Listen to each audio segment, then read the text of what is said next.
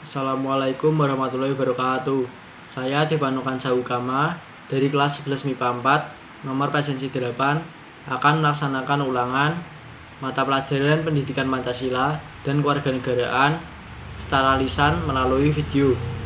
Langsung saja, pertanyaan yang pertama.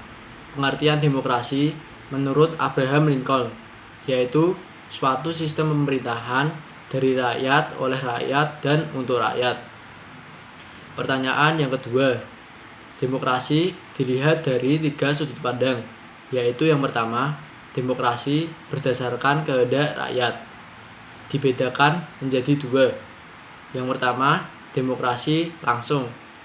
Artinya, demokrasi yang melibatkan warga negara untuk menentukan kebijakan negara secara langsung. Yang kedua, demokrasi tidak langsung. Artinya, demokrasi yang dilaksanakan melalui sistem perwakilan, seperti contohnya pemilihan umum.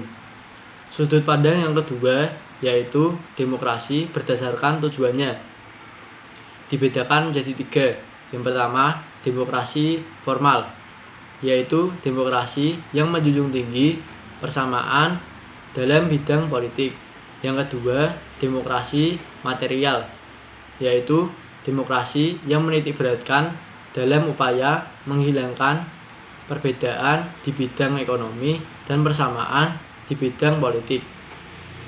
Yang ketiga, demokrasi gabungan, yaitu demokrasi yang menggabungkan antara demokrasi formal dan demokrasi material dengan mengambil kebaikan dan menghilangkan keburukan. Sudut pandang yang ketiga yaitu demokrasi berdasarkan ideologi. Dibedakan menjadi 2. Yang pertama, demokrasi konstitusional atau demokrasi liberal, yaitu demokrasi yang didasarkan pada paham kebebasan individu. Yang kedua, demokrasi rakyat, yaitu demokrasi yang berpaham pada ajaran Marxisme, Leninisme, dan komunisme.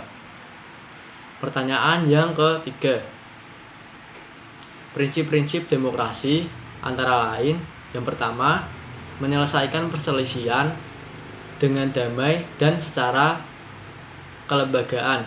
Yang kedua, menjamin perubahan secara damai dalam masyarakat. Yang ketiga, menyelenggarakan pergantian pimpinan secara teratur. Yang keempat, membatasi perilaku kekerasan sampai minimum. Yang kelima, mengakui dan menganggap wajar adanya keanekaragaman. Yang keenam, menjamin tegaknya keadilan. Pertanyaan yang keempat,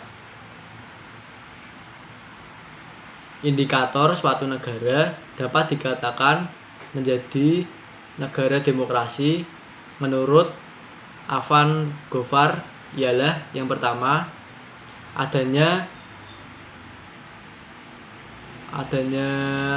akuntabilitas atau pertanggungjawaban. Artinya, setiap pemegang kekuasaan atau jabatan yang dipilih oleh rakyat harus mempertanggungjawabkan perkataan dan perilakunya. Yang kedua, adanya rotasi kekuasaan. Artinya, harus ada rotasi pemegang jabatan yang dilakukan secara teratur dan damai. Yang ketiga, adanya rekrutmen politik yang terbuka. Artinya, setiap orang yang memenuhi syarat mempunyai peluang yang sama dalam melaksanakan kompetisi untuk mengisi jabatan yang kosong tersebut. Yang keempat, adanya pemilihan umum. Artinya, pemilihan merupakan sarana untuk melaksanakan rotasi kekuasaan dan rekrutmen politik. Yang kelima, adanya pemahaman hak-hak dasar. Artinya, setiap warga negara dapat menikmati hak dasar secara bebas. Pertanyaan yang kelima, periodisasi perkembangan demokrasi di Indonesia antara lain, yang pertama, demokrasi dalam kurun waktu tahun 1945 sampai tahun 1949. Pada masa ini Indonesia merupakan negara yang baru merdeka. Maka dari itu Indonesia mengalami banyak tantangan untuk menerapkan demokrasi. Salah satunya adalah adanya pergantian tata negaraan. Yang kedua, demokrasi pada kurun waktu tahun 1949 sampai tahun 1950. Pada masa ini terjadi perubahan, yaitu perubahan konstitusi, perubahan bentuk negara, dan perubahan demokrasi. Yang ketiga, demokrasi pada kurun waktu tahun 1950 sampai tahun 1959. Pada masa ini Indonesia berhasil menyelenggarakan pemilu pertama untuk memilih anggota konstituante dan DPR. Yang keempat, demokrasi pada kurun waktu tahun 1959 sampai tahun 1966.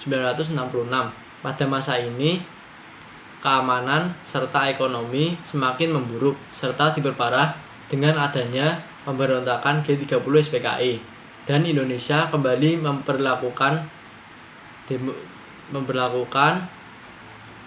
demokrasi Pancasila.